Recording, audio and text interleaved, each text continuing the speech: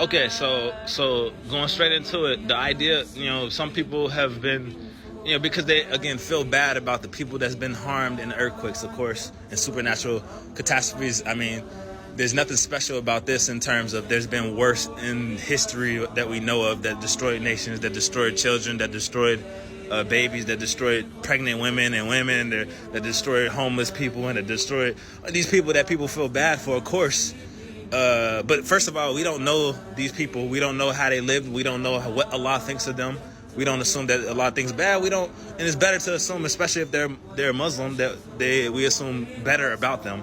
Of course, hopefully, may Allah grant them Jannah. Anyone who's passed away, and may Allah make it easier on people, the Muslims who has been going through the adversity of the earthquakes, of course.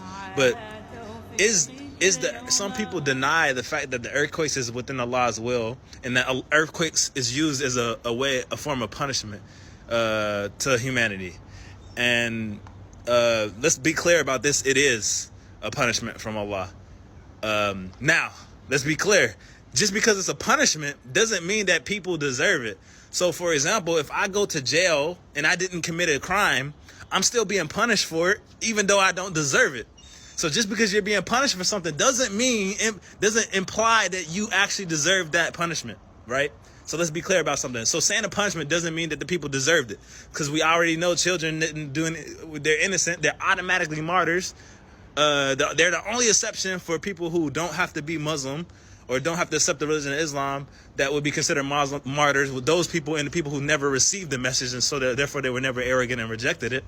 Those are martyrs. But basically, anyone else wouldn't be a martyr if they were being arrogant and rejecting the ayah and the message of Allah, not following it, not being sincere, in Islam, and being hypocrites. Then they don't get to be martyrs, and Allah knows best who that is. But earthquakes is a clear punishment from Allah. It's clear in the authentic hadith, which I will show, where Allah makes it clear. But it's a difference from a punishment here in the dunya, also, and a punishment in the akhirah. And so a punishment in the dunya is anything that can just be a trial, adversity for you. Anything that you don't like for yourself, you don't feel is good for yourself, which of course an earthquake would not be good for most of anyone in that field. It is a punishment in the dunya.